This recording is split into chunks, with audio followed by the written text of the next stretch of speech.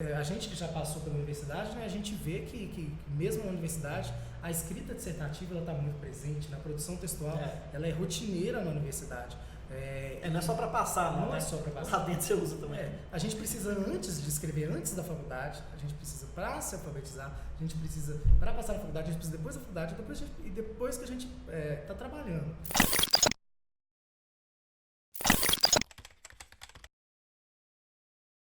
Fala galera, beleza? Estamos começando aqui o primeiro podcast Chá de Redação. Eu sou o Bernardo Henrique, supervisor de monitoria aqui no quadro.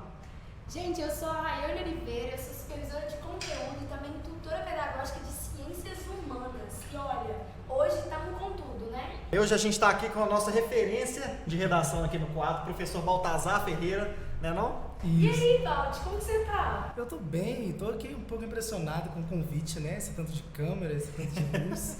Pra gente falar sobre redação, mas gostei bastante, né? Obrigado pela referência, né, Bernardo Henrique? A gente tá aí tentando, né, na luta aí todo dia pra gente conseguir melhorar cada vez mais, mas fico satisfeito. E tô bem apreensivo com o que a gente vai falar hoje, porque a história é a seguinte, eu não sei, gente, eu ainda não sei o que a gente vai vir tratar aqui. Então, assim, vamos testar essa referência de verdade hoje, né? Vamos ver.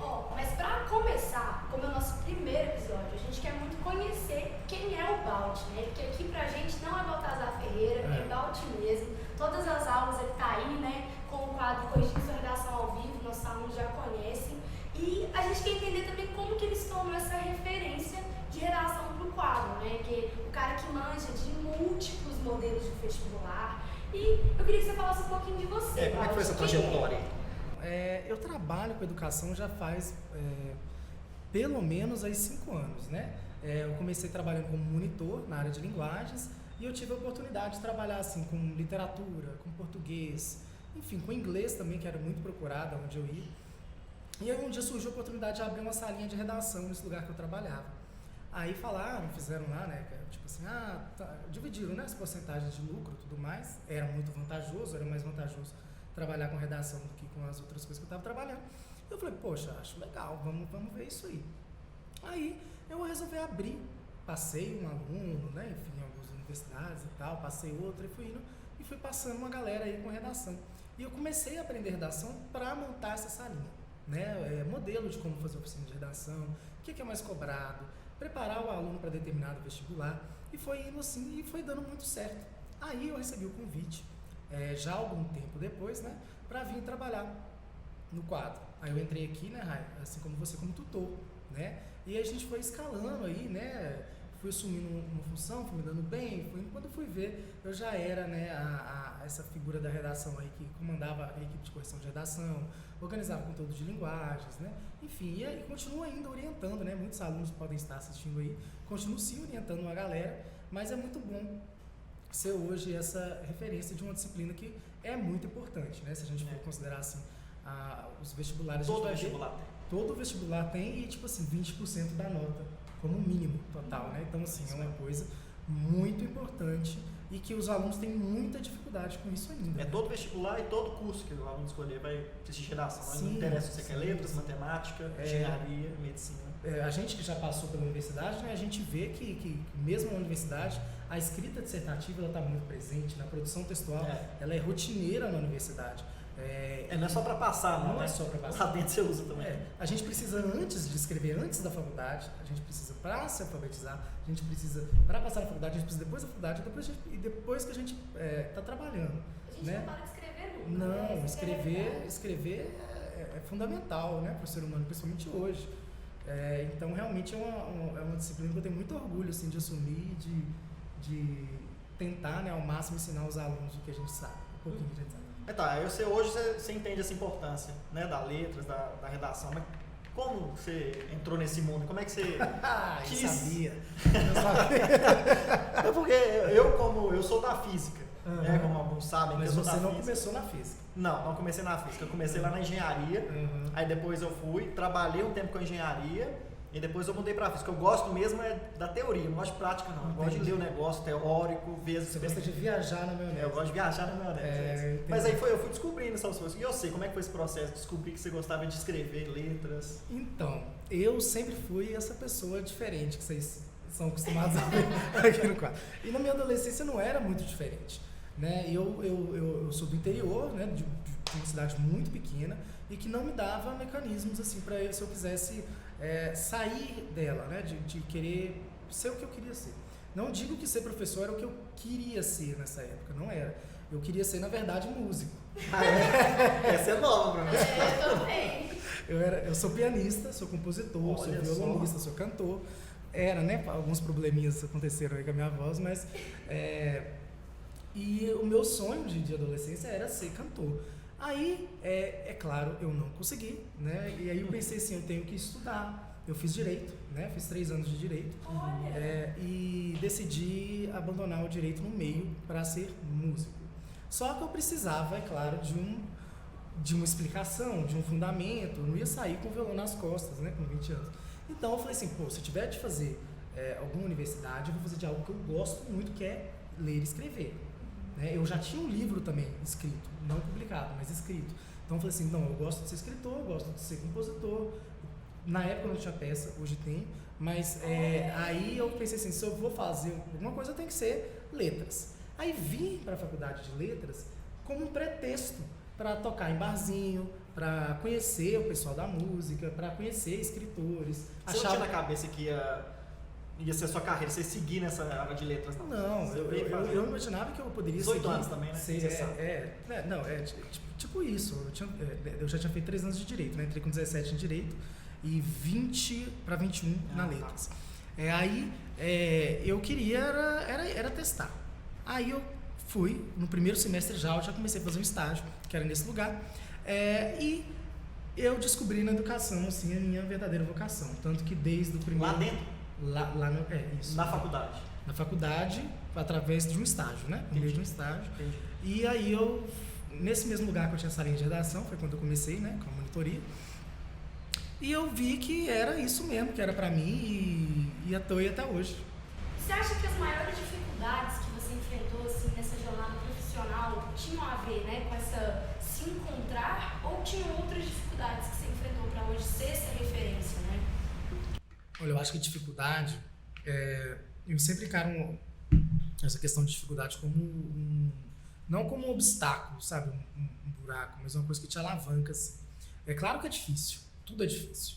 Né? Qualquer profissão que a gente escolhe, qualquer carreira que a gente escolhe estudar, é muito complicado a gente dar conta de fazer isso, ao mesmo tempo, né, ter que trabalhar e estudar, e ao mesmo tempo morar longe da sua família, ao mesmo tempo você ter suas questões e ser excelente naquilo que você escolheu. Você ser excelente, eu sou uma pessoa que vocês me conhecem, eu me cobro muito. Muito, gente. E é difícil mesmo, é muita coisa para lidar.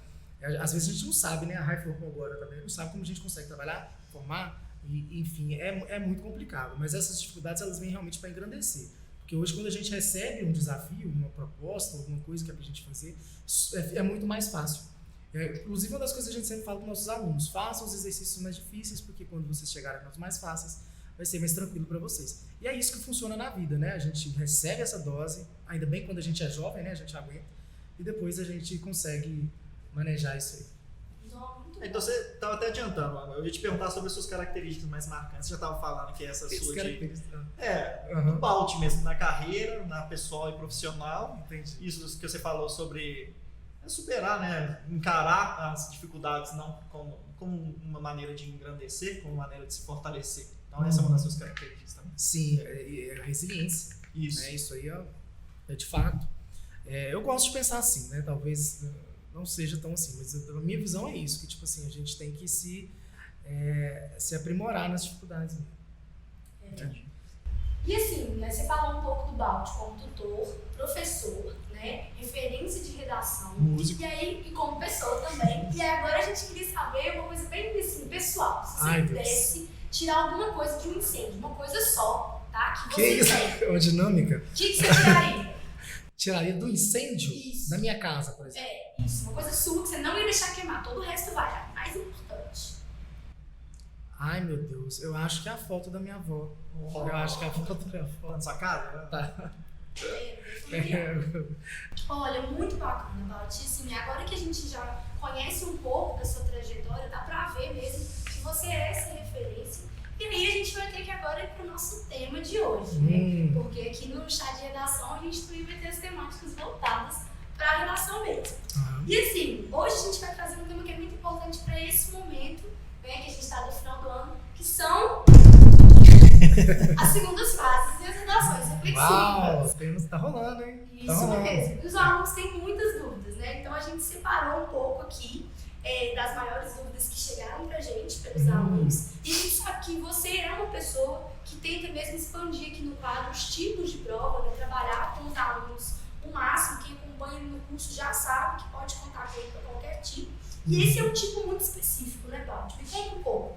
O que diferencia a redação reflexiva da dissertativa argumentativa? Na verdade, a redação reflexiva, ela também pode fazer parte da redação dissertativa, né? A gente tem um gênero e a gente tem um modo como a gente vai escrever esse gênero textual. No caso, a dissertação argumentativa é um gênero. A redação reflexiva ela é um jeito diferente de fazer uma redação. Como que é? As características fundamentais dela é porque ela tem geralmente um tema de caráter reflexivo. Ou seja, a pessoa que vai escrever ela tem que saber refletir sobre esse pensamento, aprofundar esse pensamento, problematizar esse pensamento, mas ao mesmo tempo saber um tipo específico de argumentação para fazer isso. Por exemplo, a redação do Enem, ela é um texto dissertativo argumentativo e é deveras reflexivo. Então o Enem a gente pode falar que ela é um pouco... Sim, entre aspas, até certo ponto. Porque a gente pode utilizar determinados tipos de argumentação no Enem que não é tão adequado, por exemplo, da gente utilizar na FUVEST. Entendi. Que é, por exemplo, argumento pop, né? Série, música, desenho animado, enfim, por aí Isso no Enem pode? Isso no Enem pode. Já teve 1000, por exemplo, com Peppa Pig. O menino citou Peppa Pig. Entendi. Tirou 1000 e, tipo assim, mandou muito bem. Agora, na FUVEST, não me taca com a Peppa Pig. Não me taca com a Peppa Pig. Vai pra, sei lá, um John Locke, sabe? O Kant. Entendi. Alguma coisa do tipo. Então, a redação reflexiva é um jeito de fazer essa dissertação, tá? Fazendo uma reflexão com uma coisa mais filosófica, uma coisa mais analisando o período histórico, sabe? Alguma coisa mais rebuscada, científica, uma coisa mais científica do que um argumento pop, por exemplo. Mas as temáticas trazem uma situação, um problema também. Sim, depende. Aí depende. Por exemplo, o ITA, ele geralmente se parece muito com o Enem, inclusive. É muito engraçado. Se parece? Se parece muito com o Enem, a redação do ITA. Porque tem esse caráter social, né, voltado à temática, voltado ao tema desse ano, inclusive, foi muito, muito legal. Desculpa, eu esqueci a sua pergunta. Se tinha uma situação problema, se também é como o Enem. Porque por sim. mais que tenha reflexão, você também tem a situação problema, que é o que você precisa analisar. Entendi. Aí quando tem uma situação problema, geralmente pede-se uma intervenção, que aí é o caso da banca do Enem mesmo, o INEP, né? Mas na redação da FUVEST, por exemplo, às vezes pode sim vir uma situação problema, mas geralmente o tema é mais filosófico, mais reflexivo, não é um problema, sabe? Por exemplo, sei lá, mobilidade urbana, não é somente isso, pode ser isso, mas pode trazer outras coisas além, nesse caráter mais reflexivo mesmo. Mas além da FUVEST, quem mais? Quais outros vestibulares assim, que você lembra assim, que usam se aproximam da FUVEST? Então, geralmente o Enem ele traz mais sobre a questão dessa intervenção. Aí, redação reflexiva, a gente pode colocar o ITA, eu considero uma redação reflexiva, a FUVEST, a Unesp, a Unifesp, a UNB, enfim, dissertações gerais que levam realmente um tema mais reflexivo. Entendi. Não, legal. E assim, para ajudar os nossos alunos e quem está ouvindo a gente, você poderia fazer uma lista, assim. Você citou algumas questões, né? Você tem que ter um argumento mais voltado à reflexão, voltado para você pegar uma referência histórica, alguma coisa voltada a uma reflexão filosófica. Mas que elementos a gente pode utilizar para reconhecer se a gente realmente está cumprindo legal o nosso gênero? Sim, entendi. Então a gente está falando agora sobre elementos estruturais do gênero. Ou seja, o que a gente tem que fazer para acertar numa dissertação? Lógico que a redação é livre, você vai escrever, mas você tem que... Não, Assim, eu sei, é isso que eu ia falar. Eu não tô falando pra você escrever qualquer coisa, eu tô falando é livre, a pessoa que escreve, autoral nesse sentido, mas você tem que seguir certos padrões dentro do que o vestibular propõe. Na tema, tipo, se for dissertativa é de um jeito, se for, né? Realmente a gente tem que firmar a nossa autoria. Então, quais são esses elementos? De fundamentais do texto dissertativo. Né? Então, a gente primeiro tem que entender que ele é um texto científico. Né? É a primeira coisa. Então, muitos alunos misturam muito narração com a dissertação, né? São tipos diferentes. A narração ela tem um caráter totalmente fantasioso, descritivo, ficcional, com personagens, com um enredo. Uma história linear, como se fosse uma história. Uma historinha, não é uma historinha que a gente é acostumado. A Unicamp já cobra, né? Uma narrativa, por exemplo, cai muito. Agora, a dissertação, ela não pode fazer isso. Existe até uma congruência entre os dois gêneros, que eu vou dizer assim que eu terminar de falar qual é o fundamento. Mas, assim, a dissertação ela é um texto científico, ela não tem essa questão da personagem, ela tem que ser escrita num verbo que seja da terceira pessoa, para separar, né, o locutor que está escrevendo do interlocutor, tem que trazer argumentos, é aconselhável que se traga argumentos fora do texto proposta, mas a gente tem sempre uma proposta de redação que ela vai guiar a gente vai lendo, né, texto por texto e vendo o que a banca está querendo cobrar da gente. E ela também, basicamente, tem esse caráter de colocar, de divulgar alguma coisa, a pessoa que vai escrever ela tem que problematizar algum tema e ele tem que solucionar, no caso de alguns vestibulares e de outros apenas expor esses direcionamentos, né? Mas é um texto muito inteligente e que é muito difícil de fazer, por isso que muita gente aí se dá mal. Por que você é difícil? Porque você tem que trazer coisas de fora, né? Isso, porque é o que eu sempre digo. Escrever já é complicado. A gente não nasceu para escrever. A gente é uma coisa que se é aprendida, né? E depois que você aprende isso, você tem que adequar essa escrita a várias caixinhas. A redação é uma dessas caixas, né? E é complicado porque o aluno ele tem que entender do tipo, né, e do gênero textual. Ele tem que saber interpretar, que é muito difícil. A gente costuma dizer que interpretação é a parte mais fácil das linguagens, mas é a parte mais complicada de todas. E ele tem que interpretar isso. Ele tem que saber o que a banca quer, ele tem que ver quais são os argumentos ali, se ele não tiver argumentos próprios. E esses argumentos, eles têm que ser pertinentes, eles têm que ser legítimos, eles têm que ser originais, e eles têm que ser bem relacionados. Ou seja, se você colocar um argumento bacana, mas você errar ali na coesão do seu texto, errar ali no estruturar bem, né? Errar estruturalmente, aquilo fica incoerente, porque a gente sabe que a coesão e a coerência estão conectadas, né? Aquilo fica incoerente e aquilo pode perder ponto. Tanto na competência 2 de repertório, tanto na competência 3, que é a incoerência, e na competência 4, que é a coesão, se ele tiver utilizado. Isso aí já pode, se o aluno tiver já cometido alguns errinhos, isso aí já pode tirar 40 vezes 3 da conta, 120? 120 Olha pontos. só! 120 pontos da sua redação num único erro. Então, assim, é bastante complicado, sim. Então, são isso que define uma dissertação argumentativa.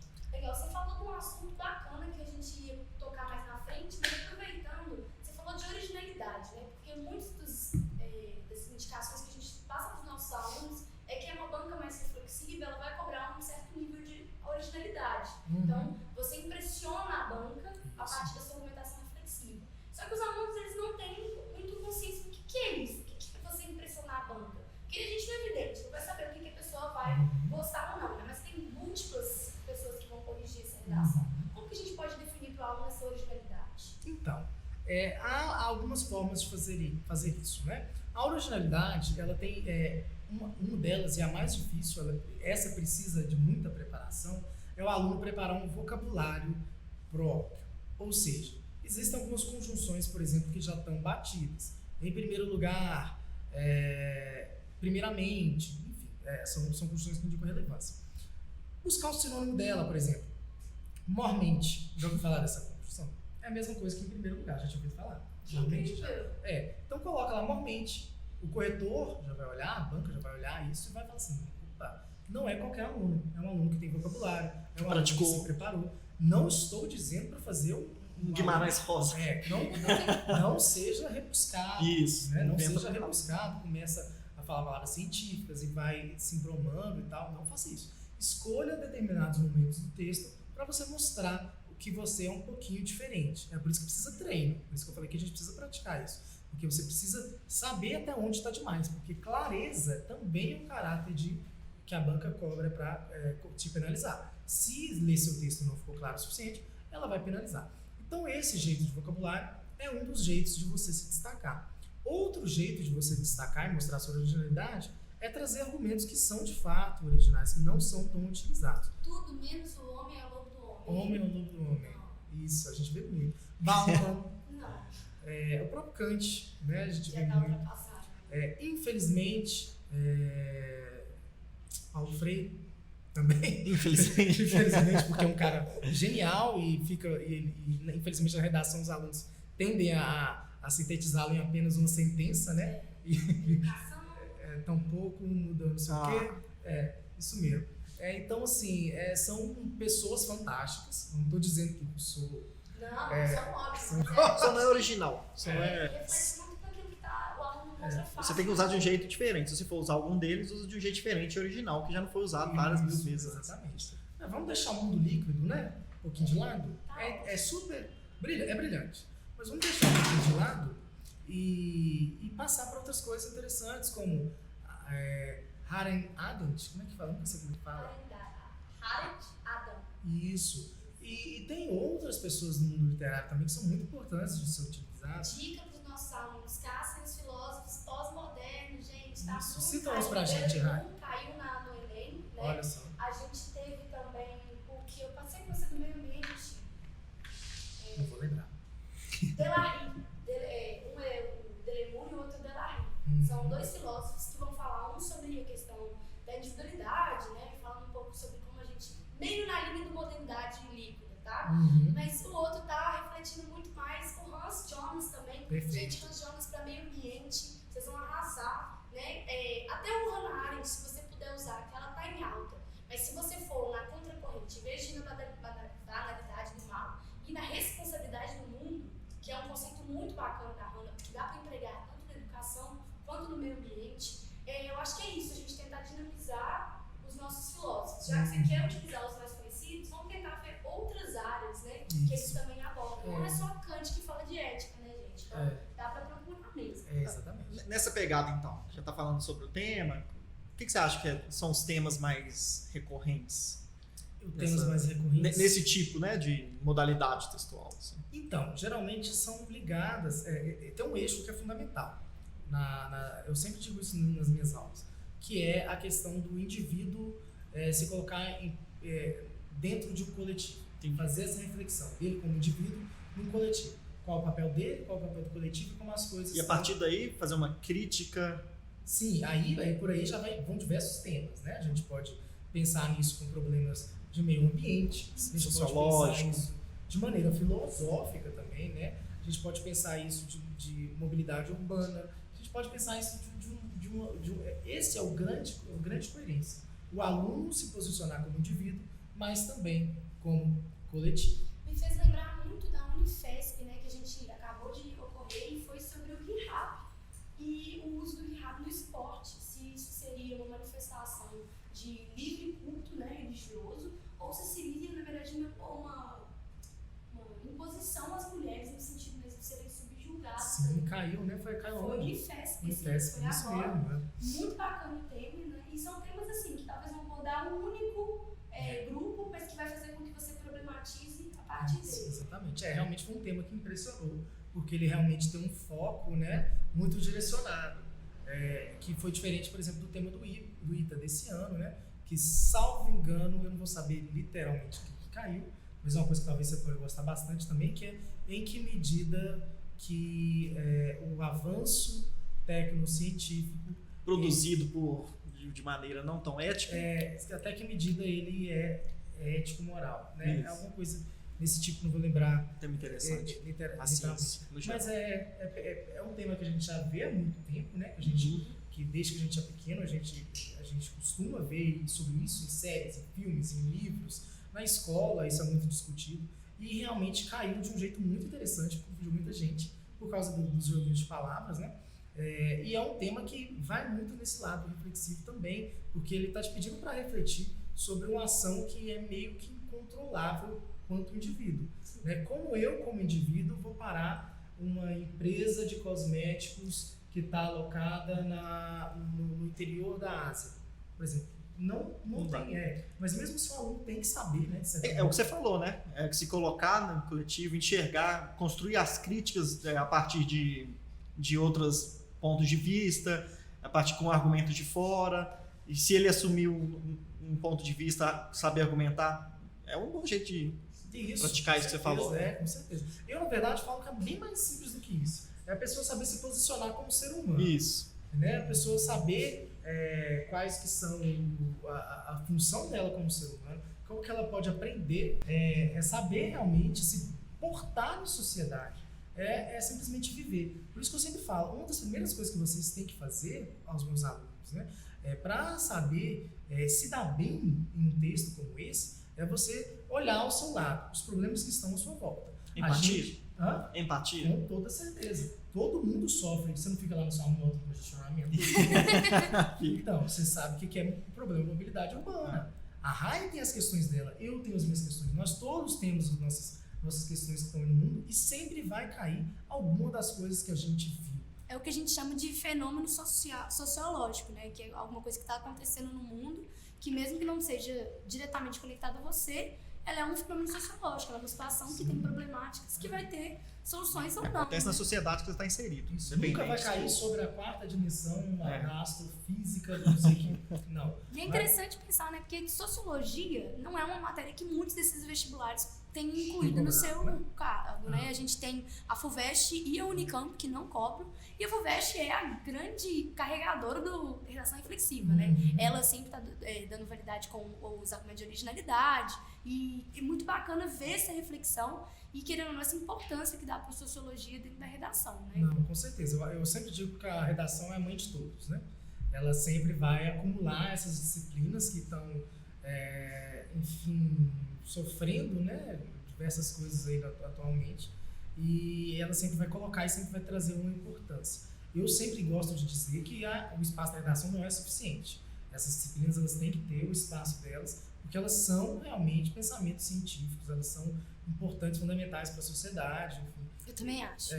E elas têm que ter o espaço delas. Mas na redação, elas têm uma função primordial, principalmente na redação reflexiva, como esse critério que a gente está discutindo, fundamentação de argumentação. Porque um dos critérios que você tinha me perguntado da estrutura dissertativa, que também é o fio da meada, é você convencer o seu interlocutor, ou seja, você tem que convencer quem está lendo, no caso a banca, não é qualquer interlocutor. Impressionar e convencer. Impressionar e convencer. E você faz isso por meio de argumentação. Pensa para você ver, você vai ter que convencer sei lá, o Bernardo Pena de que sua moto é melhor do que a dele. Difícil. Você vai conseguir?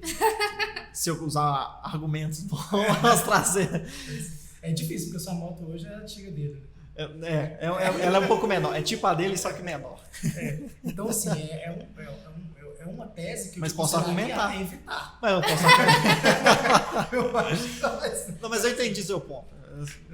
Argumente alguma coisa defensável. Né? Isso, exatamente. Escolha um lado, escolha uma tese, onde você vai ter argumentos suficientes para convencer o seu interlocutor. Não dificulte pro seu lado também, né? Por isso que é difícil quando a gente fala que não é mais penalizado aquele que vai contra os direitos humanos, né? Porque, na verdade, é difícil você convencer uma pessoa contra os direitos humanos. Que argumento você vai usar contra a vida, né? Eu não consigo entender alguém ser contra os direitos básicos de ser uma pessoa humana. Alguma coisa que foi um tratado entre diversos países, enfim, é uma lei, é universal, e eu não consigo entender quem vai querer utilizar de argumento que não seja isso. Isso mostra realmente que a pessoa não é um ser humano na minha cabeça. E é realmente preocupante, mas assim, apesar de várias bancas aceitarem qualquer viés ideológico, a gente sabe que certos pensamentos, quando ultrapassam, né, o limite do conservadorismo, eles são realmente penalizados. O bom senso é sempre bom, assim, em várias áreas da vida e na relação. É lei, né? O conceito continua valendo, né? Bom senso. É lei, é isso aí. Mas pensando assim, a gente já falou que você tem que convencer a banca. Então, você tem que mostrar mais ou menos quais são os problemas que você está vendo, né? A partir da primeira problemática que foi te lançada. Só que uma das dúvidas é que os alunos normalmente eles deixam pro final, né? É o aluno que estuda pro Enem, pra FUVEST, Unifesp, Unesp. Aí busca no Google lá. Exatamente. Como fazer a redação da FUVEST em 5 minutos? Em dezembro, porque a segunda fase tá chegando e a gente sabe que a FUVEST não cobra na primeira fase, né? Então o menino vai deixando lá pro final. E aí ele capta tudo, ele consegue entender as diferenças, mas chega no final, não sabe como é que conclui o texto. Tá tão acostumado a fazer a proposta de intervenção e resolver o problema, que é difícil quando isso não é pedido, né? Como que a gente encerra com a reflexão?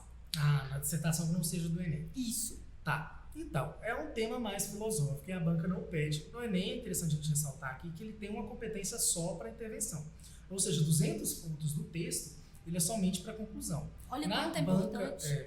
na banca da FUVEST, na banca da Unesp, na banca da Unifesp, não tem essa competência. É tudo embutido dentro do texto todo, né? da banca, né? da grade de correção, perdão. Uhum. E é por isso que a gente não aconselha terminar com intervenção. Na banca da FUVEST, da Unesp, dissertação comum que a gente fala. Eu falei muito com os alunos do ITA sobre isso. Fiz uma aula, inclusive, né, de dicas finais e tudo mais. Uma das coisas que eu falei foi sobre a conclusão, porque realmente é onde os alunos se perdem bastante. Jeitos de finalizar um texto que não seja uma intervenção. Você pode fazer uma síntese, né, um resumo de tudo que você falou no seu texto, um pouquinho, os recortes argumentativos da sua introdução, que você desenvolveu e tal. Pode até finalizar fazendo um fechamento com algum tipo de argumento que você utilizou, se você tiver começado o texto, por exemplo, com citação. É interessante que você fale o nome do autor no final novamente, para falar que aquilo não vai acontecer novamente, blá, blá. É um jeito.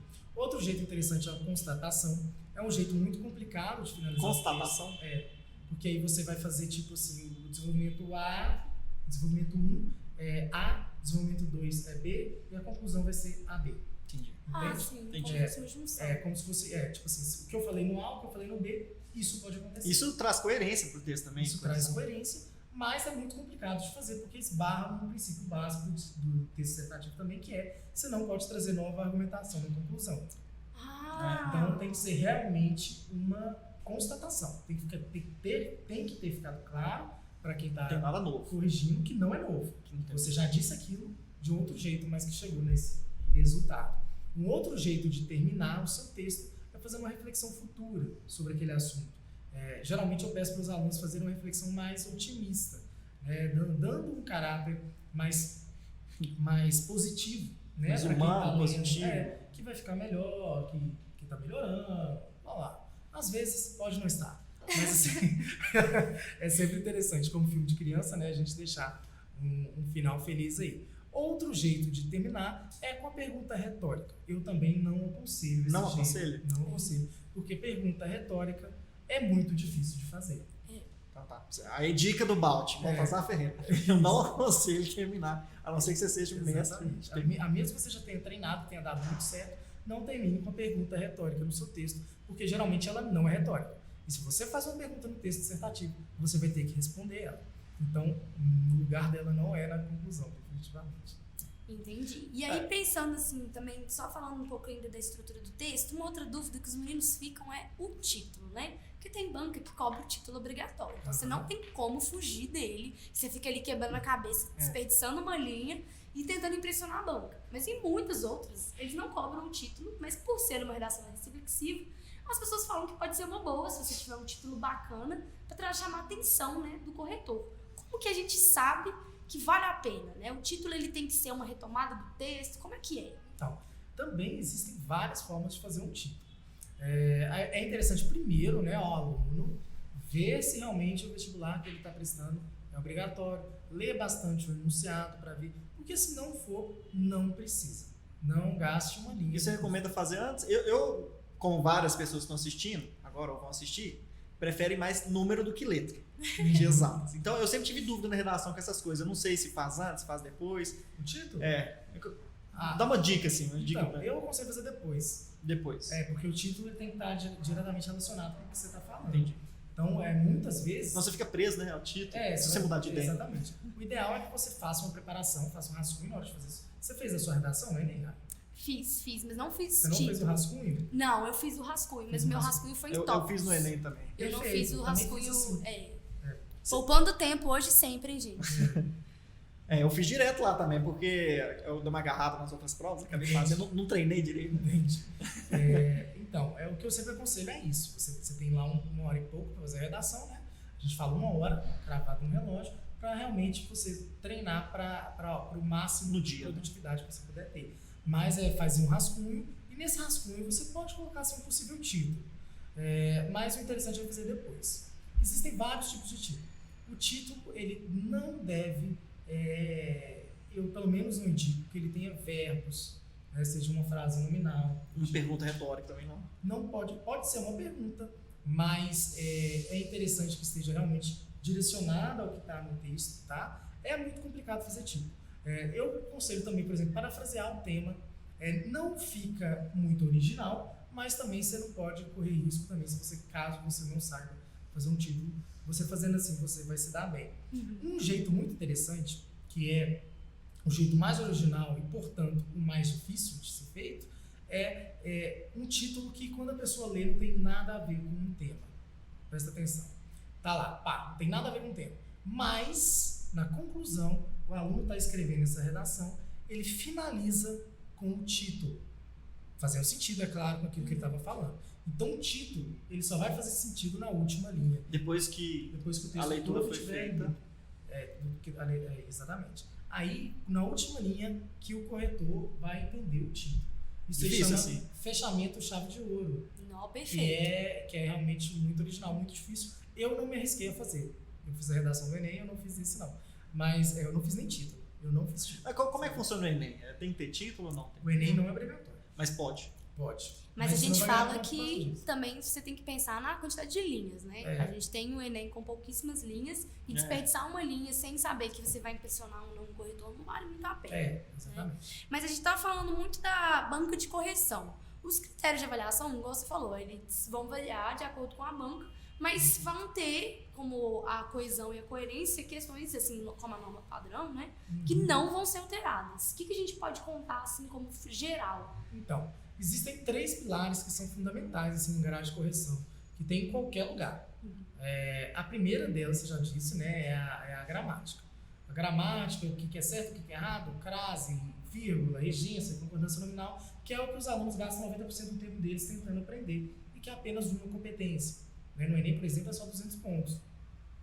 Então não é só isso. Na sua experiência, assim, você acha que os alunos, ainda mais que tem mais dificuldade de escrever, eles gastam muito tempo nessa norma padrão? Aí... Isso, exatamente. Eu acho que a gente tem que concentrar, sim, determinado tempo nisso, mas a redação é muito mais do que isso. E você ganha mais essa fluência em escrever na norma padrão com muita leitura, né? Muita não necessariamente sobre redação, sobre qualquer coisa. Quando você lê muito, você... Exatamente. É uma das dicas clichês, né? Eu lancei um vídeo aí falando sobre isso. Depois vocês dão uma olhada aí no Instagram, tem lá, falando sobre por que é tão difícil escrever, né? Mas voltando à questão da grade de correção, temos a gramática, temos a interpretação do tema, né? Junto com a argumentação. Ou seja, então temos aí 3 pilares. Um é gramática, o outro vai falar sobre tipos de argumentação e interpretação da proposta, e o último, ele fala sobre realmente a coesão e a coerência. Né? Se o que você escolheu de tipo de argumentação, você está sabendo colocar de um jeito coerente. E se você está sabendo utilizar a norma padrão, como que você está utilizando ela? Você está diversificando seus conectivos? Você está utilizando seu pronome? Você está ligando seus parágrafos? Você está ligando seus períodos não estão longos? Seu parágrafo tem mais de 3 períodos? Tudo isso entra na coesão e não na gramática. Tá? Então são esses 3 grandes aspectos aí que geralmente as bancas de redação se baseiam, né? Se baseiam. Não, que legal, porque assim, né, acaba que a gente fica muito preso, os meninos sabem que marca de oralidade penaliza muito, né, os erros de gramática, mas assim, a coesão, mais que tudo, ela que vai dar gosto para os outros critérios, porque sem você entender o texto, né, você não consegue avaliar se o cara tá fugindo do tema, se não tá, então isso é muito bacana. Mas assim, como a gente falou, o aluno deixa muito pro final, né, a gente sabe que infelizmente com a quantidade de vestibular que o mesmo aluno faz, é difícil. Mas assim, pensando em uma semana, que a gente tem aí pra, né, vai ser mais ou menos uma semana depois das festas, para os meninos fazerem a FUVEST. O que dá pra fazer pra poder chegar melhor? Treinar a redação. Gente, a gente tem um dos tempos mais... Hora do merchan já tá. A gente tem um dos tempos mais rápidos de correção de redação do Brasil. Você faz, no mesmo dia sua redação está corrigida, com comentários descritivos, enfim, você vai aprender a escrever escrevendo com comentários, você ainda tem um debate lá. Então é o seguinte, não treinou a redação, passou para a segunda fase da FUVEST, bora treinar. Pelo menos aí 2 redações por semana, tá? Pelo menos 3 redações por semana. Vamos treinar, vamos conversar com os corretores, vamos assistir às aulas. A Marcela ainda está aí dando aulas abertas aí para vocês. Vamos ver todos os vídeos de conteúdo que nós temos sobre isso. Tem uma aula aberta sobre a redação do Enem que pode te ajudar. Tem uma aula aberta sobre a redação do ITA que pode te ajudar, né? Mesmo vocês que vão fazer outros vestibulares agora. A dissertação, como a gente disse aqui, é universal. Então vamos ver essas aulas, vamos praticar. Dá uma olhada lá no Instagram do quadro e veja todo o conteúdo que tem lá para vocês. Agora, para encerrar, hein? Já que ele tá dando dica, né? Já que ele tá com a corda toda, você viu, né, Bernardo? Então nós vamos brincar de vidente. Ai, E agora você vai ter 3 palpites para qual que vai ser o tema da FUVEST, tá? Pode pensar com carinho, que a gente espera. Eu tenho 2 palpites, né? Eu fiz 2 propostas, dei uma proposta para o simulado daqui e fiz uma proposta para uma aula que vai ter a respeito da redação do FUVEST. Eu, como vidente, que pode ser que não caia, tá? Quero dizer que talvez uma das coisas que eu acho que pode cair é a respeito do movimento minimalista, né? O movimento minimalista ele está crescendo bastante, não só nas artes, como na música, mas também como filosofia de vida, e como movimento político agora também. Então, eu acho que cai muito nessa redação reflexiva, esse tipo de coisa. Uma das outras coisas que eu acho interessante a gente falar é sobre o crescimento do ensino de programação a crianças.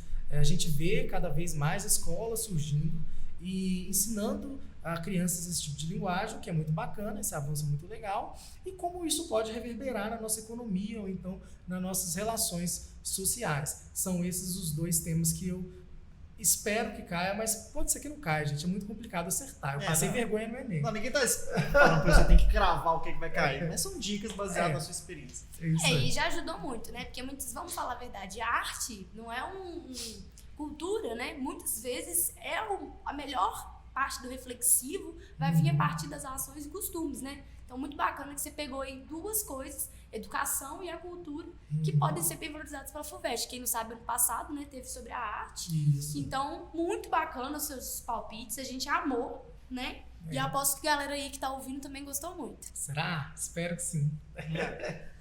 Bom, então a gente vai ficando por aqui. Eu acho que sim. Já tá na hora, né? Vamos despedir. Então, eu vou agradecer aqui em nome de toda a equipe. Agradeço ao professor Baltazar Ferreira. Eu que agradeço. Foi o máximo, a gente adorou, né? Obrigado. E, gente, comentem, tá? Comentem o Isso. que vocês gostam de ver, o que vocês gostariam que o Balde comentasse, tá? A ideia é que esse chá de redação seja semanal, né? A gente não sabe ainda, a gente está vendo a possibilidade, esse é o piloto, né? Mas vai ter sempre. Então, se vocês gostarem, comentem, vejam o que vocês acharam sobre os temas, opiniões. E a ideia é ser mais leve, né? Eu gostei. Tranquilo. Legal. Eu gostei de ouvir de Formato você, aberto. tá? Ex-direito, aí ex-músico, pianista, eu mesma descobri um Dramaturgo. monte de coisa. Você ficou surpreso sobre algumas coisas que perguntaram, né? Claro! Ótimo. Mas é isso mesmo. Essa é a intenção. Muito bom, gente. A gente vai ficando por aqui então. Obrigado e até a próxima, galera. Tchauzinho. Tchau, gente. Beijo.